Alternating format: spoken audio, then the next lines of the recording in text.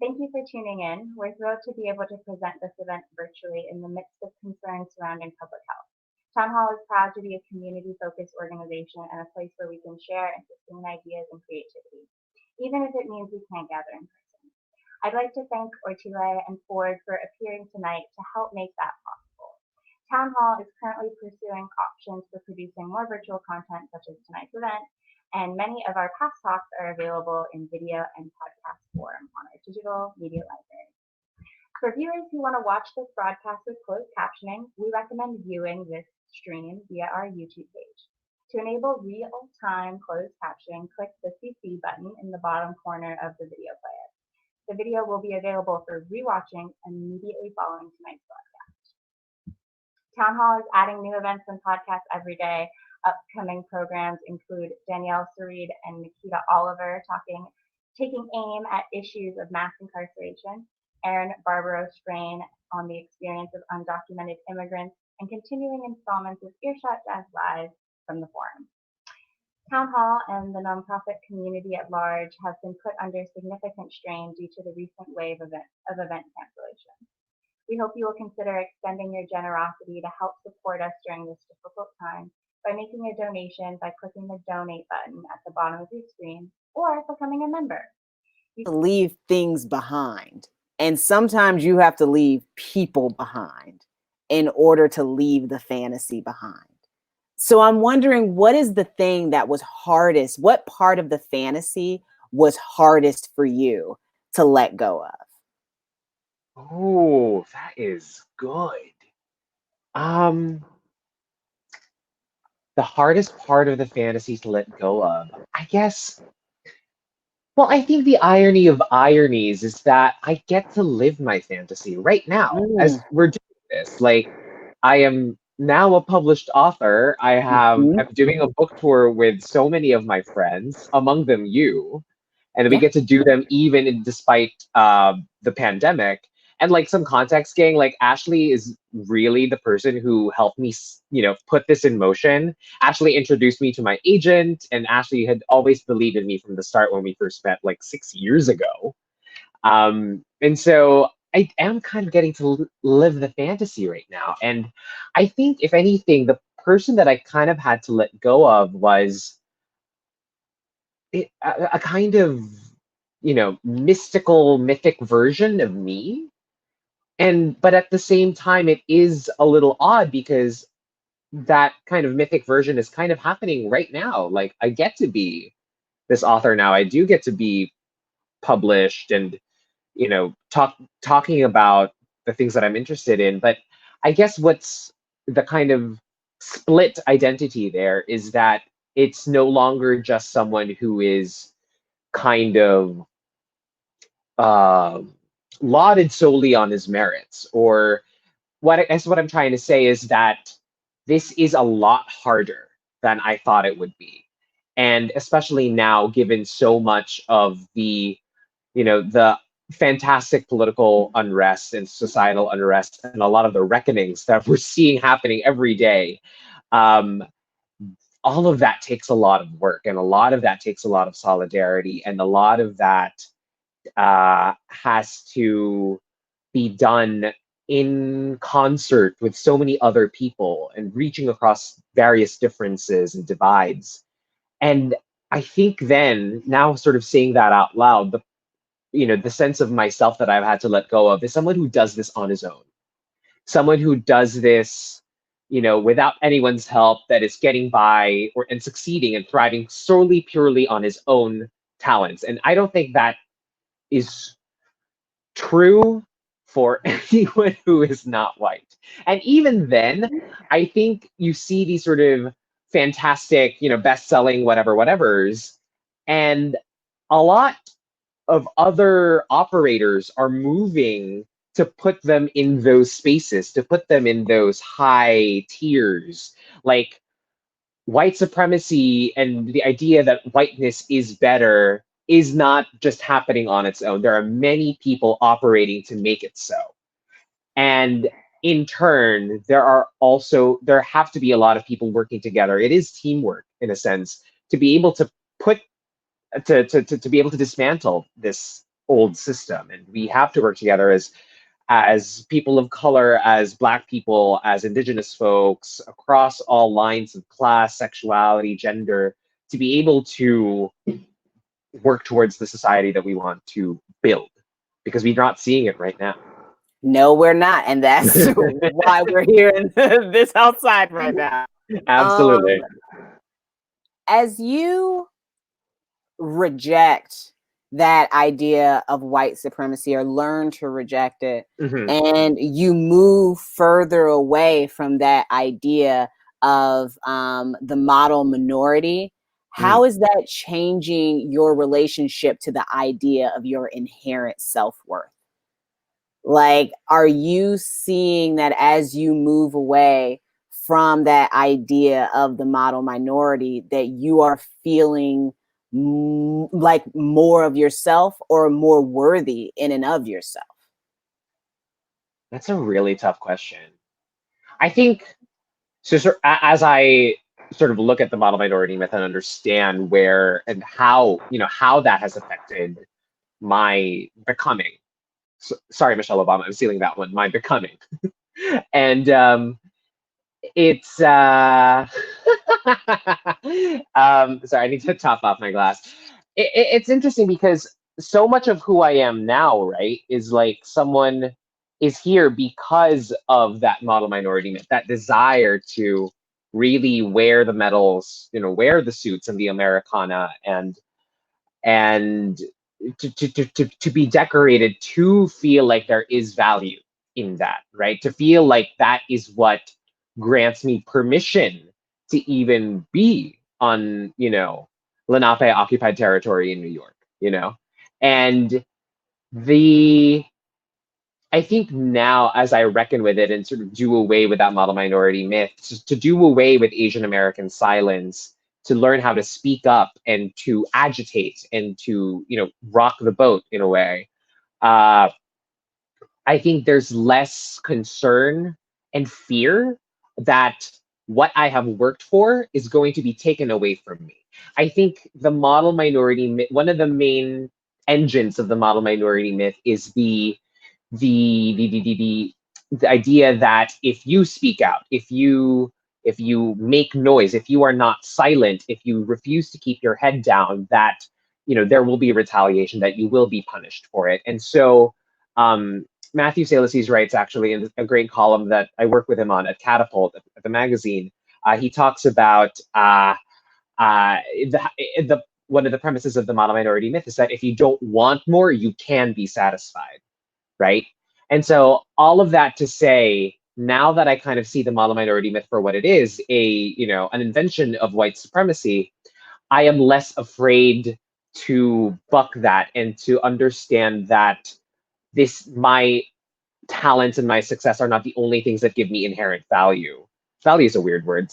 It's a capitalistic word, but that is that there's more to me than just my success. Like, I didn't make a bestseller list this past week or last week, but whatever. I still wrote a really good book, and I've been really. I mean, I like to think it's a really good book, and it's been great to hear DMs and emails and notes from folks who, it's not your reviewers in wherever X outlet, but just real readers, and being able to, and hearing that they feel seen by it, or that they're offered reflections in these pages. It's really, that's where I'm now drawing validation, is that I'm able to, give community, build community with someone. And I think that ultimately, when you get down to it, there's the bestseller list and the sales numbers and the advances and the tours, like that's all fine and, shiny for an author. But what's nice about the pandemic actually is that it's kind of stripped all of that away. And now you just get to think, okay, my book is out there in the world. And that's amazing. And that's fantastic. And that is more than enough. And there are people reading it and hopefully liking it. And that has nothing to do with the sort of laurels and merits that you're given as a queer brown person. You're just connecting with others. And I'm really, really thankful for that, now that I get to see what's most important, what's essential. I love that. And Thank you. the thing One of the things that I love about your book is how well you write about sex. Thank you Because so much. I haven't had a lot I of it lately. oh my God. Girl, we can get Well, into that. listen, no, I can't. We're in quarantine and I'm like, get away from me. Oh yeah. Yeah. By the end of quarantine, I'll be like, guess what? I'm pregnant with 5 kids at the same time. But I really like the way you write about sex. And probably from me personally, I don't know that like, I never get asked questions about sex in the public, but I love talking about sex. Let's do it. So I really like, I want to talk about, this idea of fetish, fetish, fetishization. I can never say that word correctly, but here we go. I want to talk about it because this thing is twofold in my. There is the element of being fetishized, basically like you're interacting with someone that you can tell that that's what's happening here and that's a problem, right? And then there's this other thing that happens as well that I've seen before, which is that a person can become so concerned about becoming fetishized that they feel they can't be themselves anyway. Right? Do you understand? Like there's this thing that happens. And I feel like what you write really well about is that awareness of it, of understanding when it's part of the contract and when you don't want it to be. And being able to like move in that space. Yeah. So I guess my question is, I'm sorry, I know I'm so long-winded. My question is, Same. Yeah, can you tell? My question truly is, how do you get to a place where you can't turn, like what happens when you can't turn that off anymore? When you suddenly look at another person and you're like, I know what you see and I can't even pretend anymore. When you cross that line, how does that shift your relationship to sex? Like, how does that change the way, even the way that like you seek it, you know? Yeah. I talk about this a little bit in the book where the more I became sort of attuned to that register, like the more that I became aware that that's what I was being used for. Like, I think how I put it in the book is, I was imported for their sexual tourism, right? Like there is one anecdote that I have in the book is I was on a date with a man and it always has to do with food. He started saying like, oh, I bet you taste great. I bet you taste like soy sauce. I'm like, so I left immediately. So that's one reaction, right? And like that was when I was like, no. I am not gonna be a part of this. I'm not going to allow this to happen to my body. Like, and truth be told, I was already kind of looking for red flags to just sort of get out of there. And that was when I just left him at the bar. But at the same time, right? So you mentioned something interesting, which is that that it's part of the contract. And sometimes either because you're so horny or the other person is so hot or the other people are so hot. And even though you do recognize that moment, you're just kind of like, oh, well, I'm not trying to like marry this person. Like it's fully just casual sex. Like that's fine. But then you kind of think, I started to think, so then it kind of started for me to answer your question, like, how does that change my relationship to sex? In those moments, I was starting to figure out, like, God, does that kind of then make me a hypocrite? Like, I'm saying to myself, and I'm writing about how I'm unlearning internalized colonialism and racialized desire by still just being like, yes, this person in the steam room only wants me because I'm like Filipino and like I'm exotic, quote, quote. But I'm like, oh, he's so hot. Let me just do it. But then what does that do? Like, do I get docked points for that? 50 points from Ravenclaw. And because You said you were going to do one thing, and you allowed this to happen. Right. And Flitwick was like, "Girl, do not." And I Not did today. anyway. So that was kind of what I started to sort of be more aware of. And Mhm. I think, one, you know, it's funny because the pandemic has kind of stripped away sex for us. Yes. But in various situations. Mhm. But sometimes if you and your partner are consenting adults and you know what you've been through, then that's totally fine. Right. And but before then, I was kind of like, started to become a little bit more aware of like my power dynamics with people. Like, what Mm. did it become when I was seeing an older white man like early 2020, and then that kind of fizzled out, and I was like, what was that really supposed to be, or like what was happening there? And I just kind of gained an awareness of these sort of inequalities and disparities of like financial resources and like what they've been through, and how do they understand me, really what I'm going through, and what can I feel like I can tell them. And then it absolutely then becomes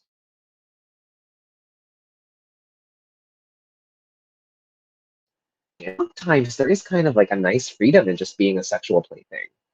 um I wanted to write about this at some point actually, but then there are so many different things that are going on right now where it's just like it's kind of nice to just have like casual sex and just be like, yeah, no, I am a pole or a hole. And but then now it's like, well, you want different things in different situations. And I think as long as you're kind of constantly interrogating it, I think that's another big key thing too, right? As we're sort of realizing right now for so many different people, is that this isn't just a one and done thing where you're like, I am no longer Mhm. anti-racist. Like you constantly have to be assessing your choices and your actions and your environments. So yeah, you start once you sort of click into that, you become suddenly so much more aware of who you're sleeping with, and you're just like, oh God, this is so hard. This is so stressful. I remember them days, and I ain't Congrats on going your back. marriage. Yeah. Hey, thank you. Feeling blessed and highly favored. It was a I'm not beautiful going back. wedding. I know you wore a great suit to my wedding. Thank you very A much. fantastic You wore a suit. great Christian Siriano gown. I It's did. beautiful. I did. Yeah. That was also a good look. In writing, right now that I'm working on my memoir that'll be Mhm. coming out next spring, and I I have hear it's a found. great time to publish a book next year. We'll see. That's, People that is won't wear fair. masks, so we'll see. I literally Um, said to someone the other day, I was like, God, who knows what July is going to bring at this point? Like, who knows? Who knows? I feel ready for mm. anything, bro. I say that now, but also I'm like, let me not test the universe in any. Yeah. Actually, I'm exhausted. I'm done. Yeah, I don't want to test God I'm in this done. way. I'm He done. could throw something weird at us, Right? I'm like, I don't need a twist right now. This is the twist. 2020 is already the Oh, twist. y'all wanted a twist, eh? Yeah. Okay, but you were talking about your memoir. Yes, Okay. you're Yes. writing yours. Yes. I'm writing my memoir. You've been working on this collection of essays for, the past couple of years, and actually some of them longer than that. Yeah. I'm wondering what this book taught you, because I have to say, the person I was starting this thing versus the person I am right now, we not the same. And I actually had to Who is become this she? person in order to finish that shit. So, Oh, Ashley, like, that's absolutely right. Yeah. I'm wondering, like, who is Matt on the other side of the groom will keep his name, because I know that the last word on the page is not the last word, obviously. So Fully. like, what did it take to write this? Like, what did it cost you? Time and just a lot of introspection, Like one phrase that I keep returning to in like interviews and these, during tours, self-interrogation. Like I spent a lot of time alone during 2019, save for like my time with my writing buddies. Like Alana Bennett, whom you know and love as well, was one of my really accountable writing buddies before she left for LA. And we spent a lot of time just like in silence and just really thinking. And it was the full like cruel twist is that I spent so much of 2019 alone working on this book. Like, 90% of the book was written in 2019. And then now 2020, I said, oh yes, I'm going to be social. I'm like going to put myself out there. Like I'm going to go dancing. Like I haven't been to industry in Hell's Kitchen in a long time. Let's just go for the gag of it. And lo and behold, we're stuck inside. And so it was really painful to sort of be like, God, I'm sequestered in my studio again. And it was anyway, that's beside the point. But the question being that who is Matt Ortile now after having finished the book? And I think more and more like I keep returning to this idea of that the work is ongoing, the work is constant, the work is doesn't just end once the last page is flipped. It's you always have to return to it and work on it. And I think that's kind of freed me up in the way that I sort of look at my anti-blackness, look at my anti-racism, look at my own internalized colonialism and my identity as a Filipino American. Who am I as an Asian person in the United States? And there has to be constant work going on. And at the same time, now we were talking about this a little bit in the virtual green room, that I think it's kind of freed me up to look at what I write as it can be ongoing. It doesn't have to be something that is finished. Like, as you said, it's the last word on the page doesn't have to be literally the last word. Like the things that I say in here, like I could develop more, I could completely contradict myself in the next book, like, or I could develop my arguments a little bit more in a more nuanced way. Um, and that was really, I think, really freeing to realize that, at least for me, right? Like that's maybe like you and I can process that we understand these things can be written about as we're going through it in a way Oh that yeah. is not, not so maudlin or not so boo-hoo, look at me.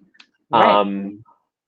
Because when I was first writing this book, like first started to put this book together in like 2015, and I was 24 at that time. And I mean, like what? I'm going on 29 this year. It's like, that's not a huge gap, but one thing that I kept getting feedback on, and it was like folks were really, like agents and editors were really supportive of the voice and everything, but they felt that I was still too close to what was going on. And I think what they were ultimately kind of picking up on and maybe didn't understand was that I was still disentangling very much. I was in the weeds still of Right. doing the unlearning. And now that I've done a significant amount of work, and I don't want to say the majority of the work because the majority implies that there is a 100% completion rate. Like Right. the falsehood of that is that you're still gonna be doing the work until the day you die, if you are lucky. There you die.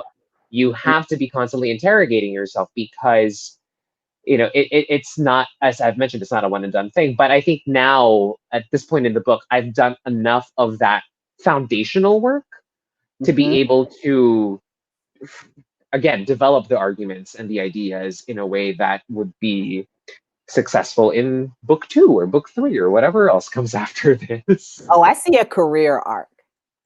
I see a career arc. And when we were talking earlier about, like it's okay to write things in the process, especially if that's what you're writing about, is being in the process.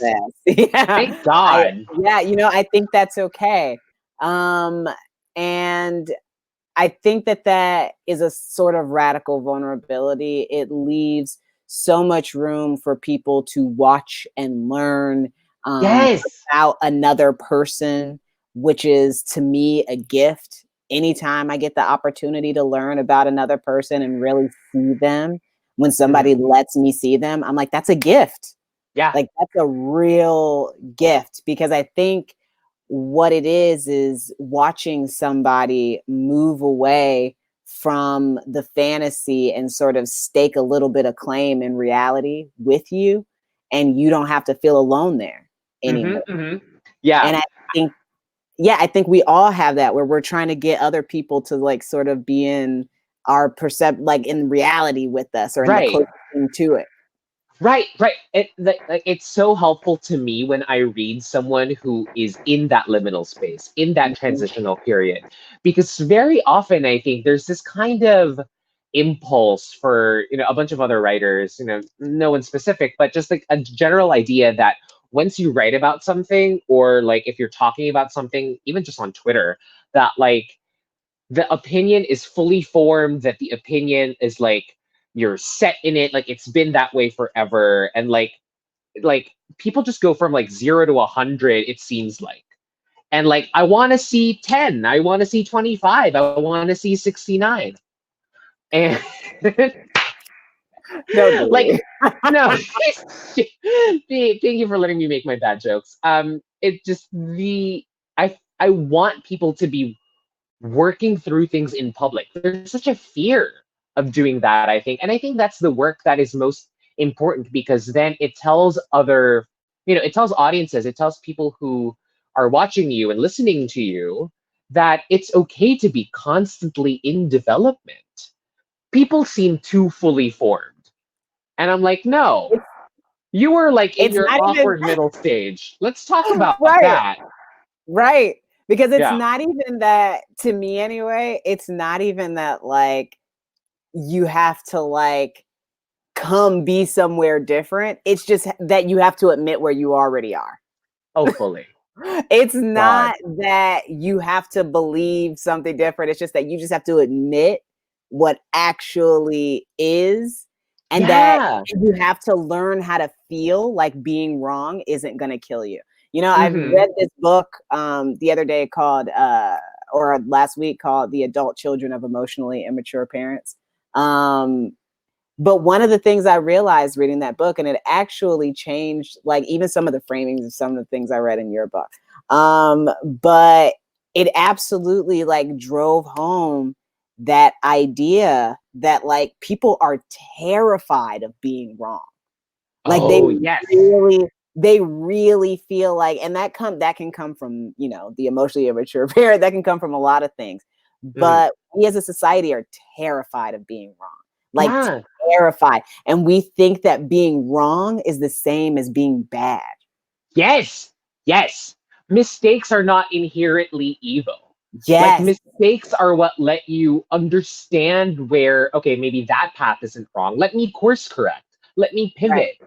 Like you can develop after making the mistakes and being wrong, and you figure it out, and that's how you Yes. you better understand the kind of impulses that you make, or Yes. whatever else. Yeah. Yes. That's why People are so afraid. one of the biggest indicators of privilege to me is how many chances you get. How many chances you get to get it right. To me, that is the biggest indicator of your listen. Look, okay, Speak on it fully. because I gotta tell you the difference between a ruined life and a life with just some past mistakes. Oh, You know what I'm saying? that's night and day, fully. Night and day. So, I want to ask you one more question, and then I want to get to some of our questions from Totally, yeah. from the audience. So Folks can get started to ask some they can questions. go ahead and questions, start yeah. asking some questions. It's right down there, and I think you have like a little bottom box down there that you guys can ask a question. But my last question for you really is, what's next for you in terms of what's coming up, and also of what you're dreaming of next?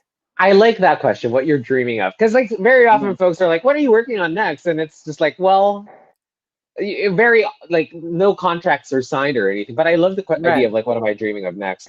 I mean, so at this point, right, like as you know as well as anyone who's been in this industry for a hot sec, is that now it's like, okay, where's your novel? It's like, Right. It's hard to sell a novel, guys. Like no one Right. sells on a partial for a novel. I mean, some folks do, but So I've been starting work on this, and I've written about this actually. I've had a very public anticipatory grieving process about losing my mother.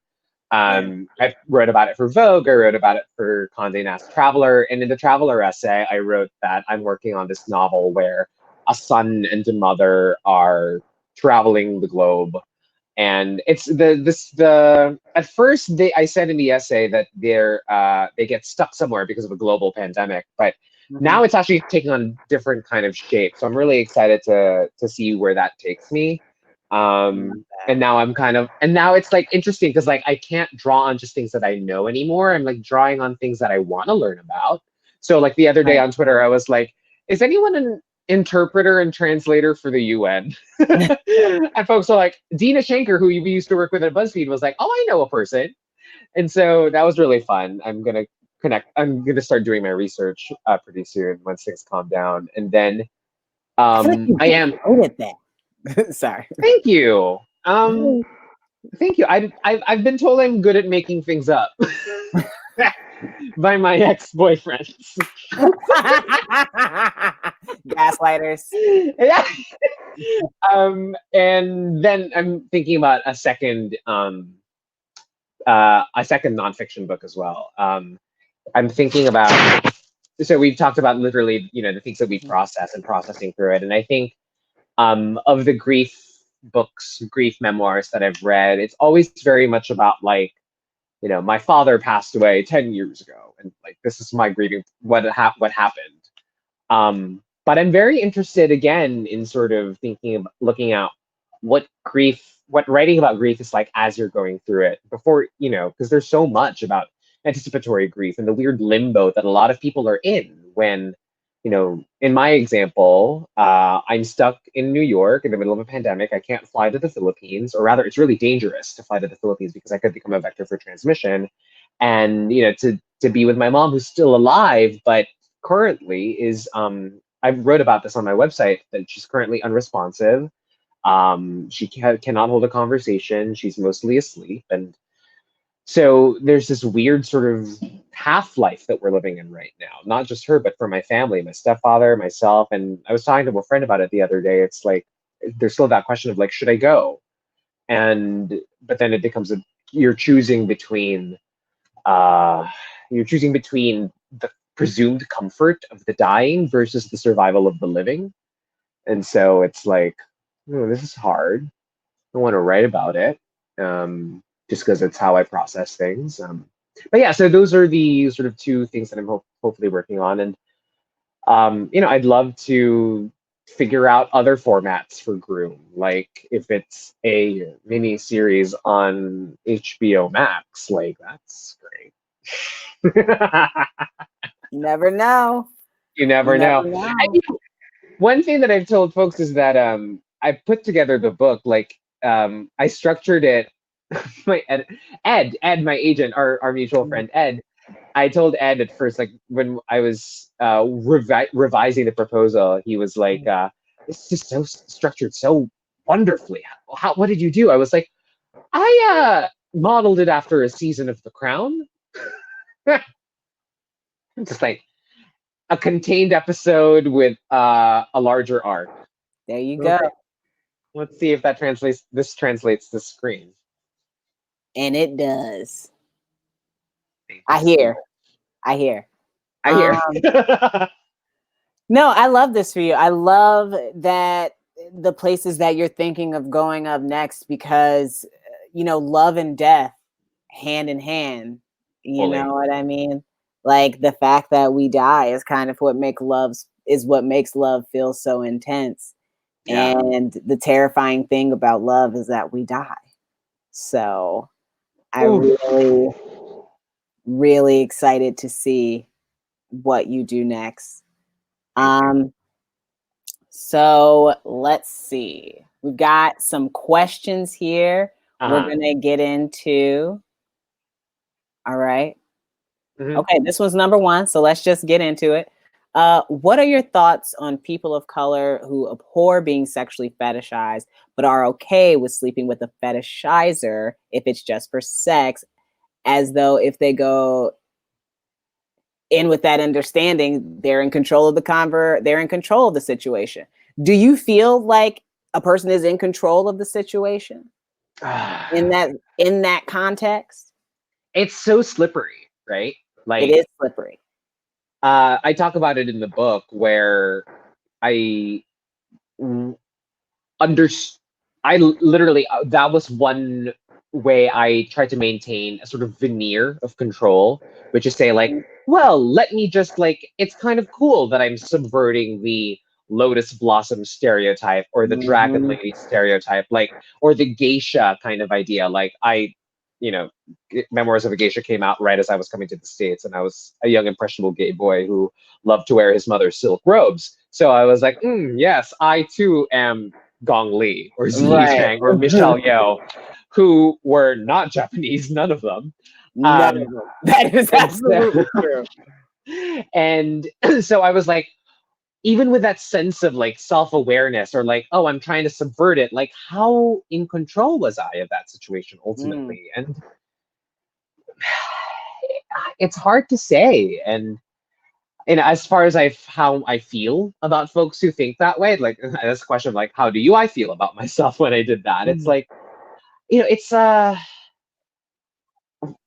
I'm thankful that I got to recognize it in myself. I got to recognize that these sort of actions and inactions were maybe ultimately in the end for me harmful, and that I was able to kind of understand it and sort of I before pandemic where everything shut down, like whether or not that was what was happening with the relationships I was and whatever ships I was having at the time, like kind of allowed it for a little bit just to get a sense of it, because until someone fully says like, yes, like I am fetishizing you, or they tell you you taste like soy sauce, it's you don't really know what the motivation is or what's Is it going like on that here. thing where you suspect, but because you can never confirm it, Yes. it always feels like, well, I can't confirm it. And I think a lot of people, especially young people, play with those power dynamics.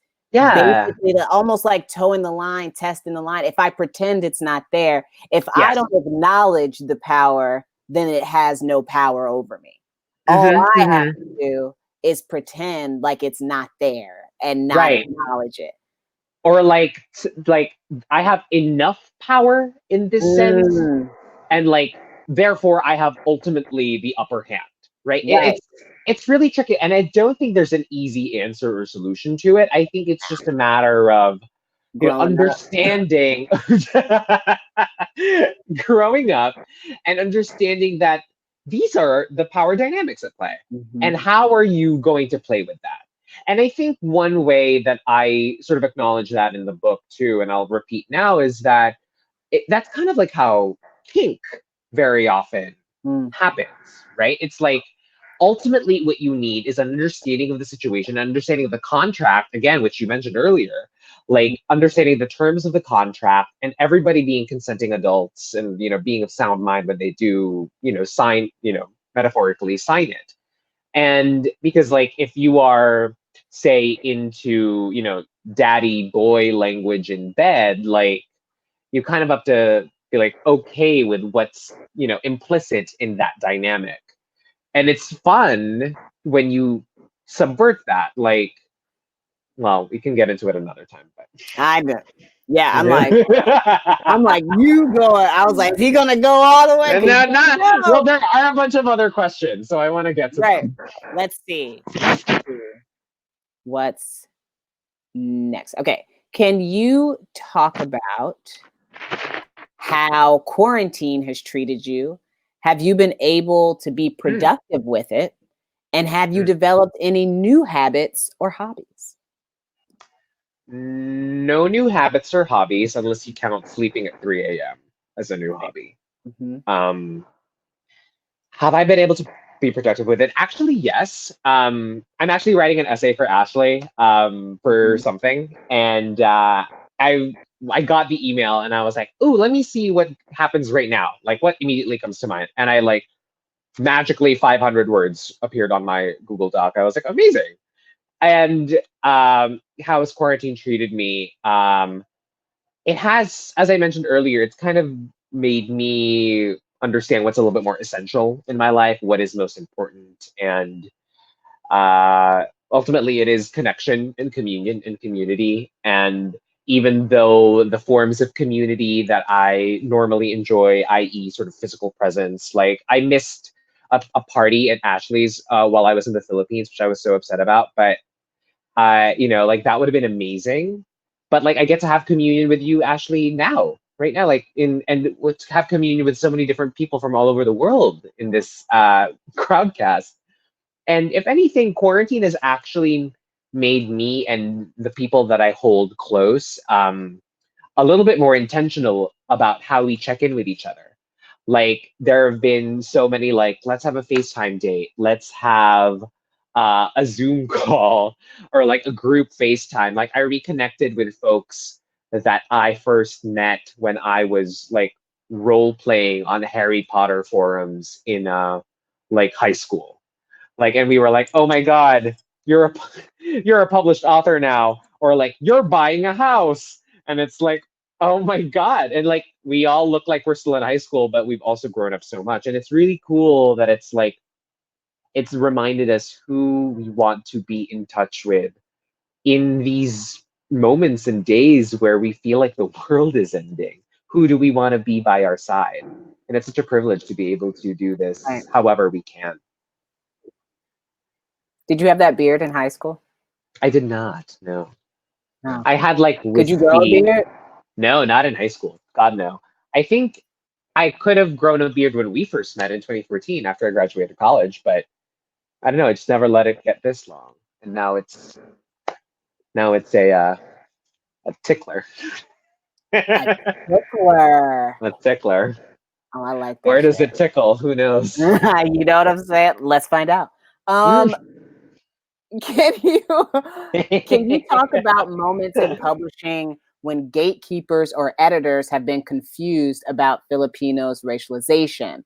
Also, which I can think of sometimes that has absolutely been true at places that we both know about. But anyway, also, Ooh. hi, there's a crew of queer Filipinexes from LA who roll deep to your talk right now. Oh, Anthony. Oh, this is Anthony. Thank you so much, Anthony. Um, this is great. Anthony's a fantastic academic. You should all read his book as well. He makes an interesting argument about how Filipinos sort of break the rules of race. His book is called The Latinos of Asia. Um, I feel Moments in like you publishing. showed me a video one time that Mhm. like kind of explained it, and I was like, wow, that is more complicated than I thought. Oh, for sure. I mean, the Philip. Like, actually, it's great that Anthony's the person to ask this because, as Mhm. he's written about, and as it's true. Filipinos occupy an interesting space in sort of the history of Asian America. We've been lumped in with East Asians, namely Chinese, Japanese, Korean Americans, and those immigrant populations in with the early 20th century idea of yellow peril. Mhm. We were savage beasts that were colonized. Like we are one of a handful of Pacific colonies that the American Empire used to hold.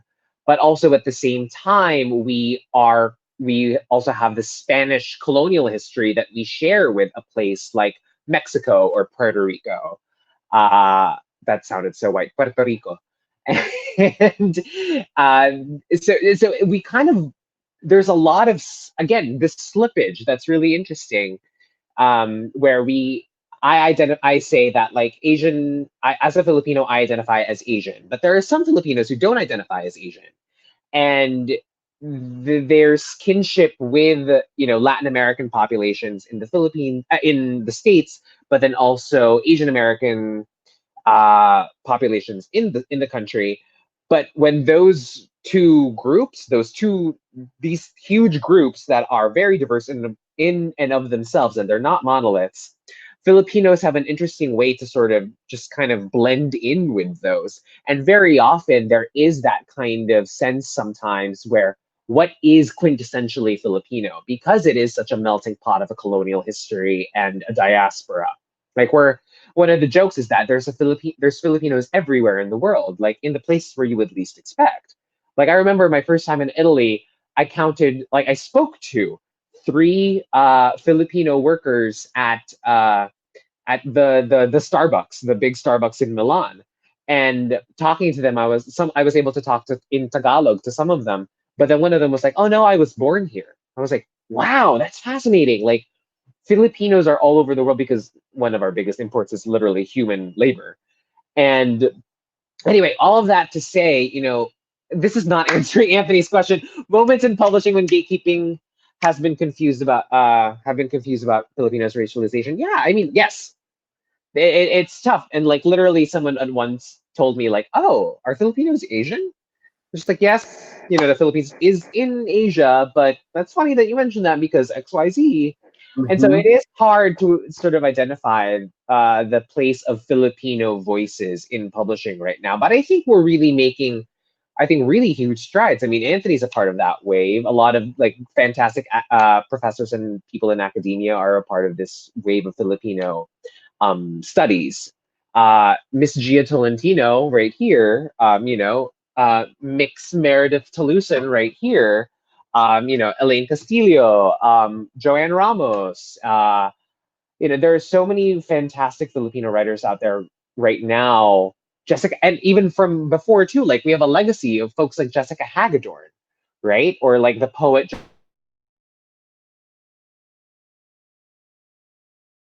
Joseph Lee and cert is that even within ourselves, there's a multiplicity of experiences that we can provide and write about in this industry. And very often it is difficult. And we see this in so many different ethnic and racial groups where, oh, we already have an Asian author in this, on this list for this season, or we already have a Black author, or we already have a Latinx author who's doing X, Y, and Z. So again, we have to bring more chairs to the table as we move along and move forward. I'm also really loving this thing where people resign. Say that one more time. Where people what? Resign and Oh, make room. yes, absolutely. Who did? Yeah. Alexis, Serena's husband. Oh yeah, he You see that? resigned. Yeah, Yeah. he resigned from the board of Reddit, I believe, and he was like, Yeah. "Replace me with someone black." And I'm Yeah. like, "Ooh, Serena, girl, you know what you're doing." Yes. Now listen, when I interviewed Serena, when I went to Serena's house Yes. in West Palm Beach, I knew very quickly. Like I was like, yeah. Like we already knew when they announced that they were together that Alexis like won. Like we were like, oh, Alexis won, right? Totally. And then I met Serena in purpose, and I was like, oh, Alexis won, like more than we understand. He absolutely won. Yeah. Next question. I'm sorry, the firecrackers going off. Oh yeah. Do you find introspection to be a painful process? And is the key to navigating and reflecting on it just time? I don't necessarily think it's time. I think it's other people.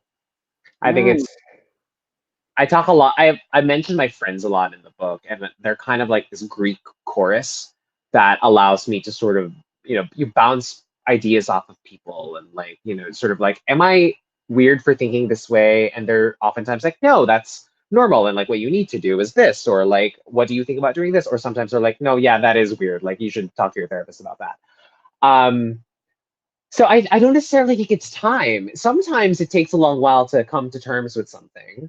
But at other periods, I don't think it's, necessarily, you could immediately be, it could be a huge light bulb moment. So it varies. As for if it's painful, I think there are some parts that can be painful. As we've talked about earlier, like you kind of have to let go of certain things or certain conceptions, or let go of maybe let go of certain pasts, or maybe let go of certain futures that you've wished for yourself, or for your family or your community, whatever, and work towards a new kind of future. But I don't know. I don't think I was ever sort of like gutted to understand something about myself. I was like, oh, that makes sense. Like, it's just actually, it's so much more of a release, if anything. It's a catharsis. Um, but I think there is also a privilege in that, because I think in any kind of epiphany that I've had or realization, I've had an amazing support network, and I've been in places in my life where that didn't have to have any bearing on my sort of employment or the resources that I have in order to be able to live and survive in this, police state. Um, I've been very lucky in that way, but I imagine that it can be. There's often discomfort, certainly, but I don't know. For me, it hasn't been incredibly painful, but I can imagine that it can be for some folks. Yeah. It's super painful for me. There you go. Super painful. What I had, but you know what? I found that it's super painful for a lot of people. Some people it's more painful for, some people it's less painful for. Totally. But the thing that I always have to remember personally, and in case this helps anybody out, is that the pain is not going to kill you. Fully. And that it can feel like it's going to kill you. Like it can feel like it hurts so much to confront this part of yourself, or this truth about your past, or this death of a fantasy, or whatever it is. It feels like it's taking part of you with it, and it's not. Yeah. It's not taking you with it. Like, we leave things behind, but they don't take us. Like, and we forget that we always have all of us, with us. With us. And that's the hardest thing, because there's that really popular writing advice: the only way out is through. Oh, fully. And that's true for every other thing in your life. That's true for every other thing in your life. The only way out is through. So yes, sometimes for me personally, not so much Matt, but me, introspection is painful as hell. But I always make it to the other side. And the other side has always been at least a little more beautiful than where I've been and where I just came from. So thank you for sharing that, Ash. Yeah. Hey, thank you for sharing this. Okay. Thank you for that. Because this was a phenomenal book, and I'm so proud of you for writing it, and for writing it so well. I'm so proud of you. I'm so glad I get to give this to you as a gift. Like, you've always been so supportive of me, of my work, and I just, I remember, like, when I think when I first signed the deal on this, I was like sort of shouting out the folks who were able to, who were really essential in this, in making that happen. And then I was like, thank you to Ashley for introducing me to my agent. And you were like, yeah, no, I was selfish because I wanted to read the book that you would write. Yep. Yeah. I'm really good at getting what I want, in case you haven't noticed. So, Matt, good on you. This has been phenomenal. Thank you. I have had agree. so much fun talking with you tonight. I've had so much fun answering these questions. Guys, I really do wish we had more time to go into the daddy and son dynamics. Next time, part 2. Part 2. I would also we got you. like if we could go into some daddy daddy discourse. The daddy discourse. Yeah. Thank you so much, Matt and Ashley. This has been such a fun conversation.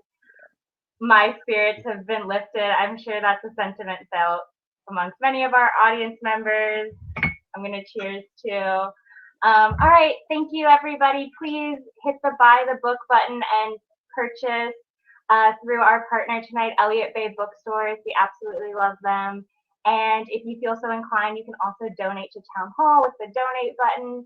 And feel free to subscribe to our Crowdcast channel to see more events from us. All right. Thanks, everybody. Thank you, Matt. Thank you, Ashley. Good night. Thanks, everyone.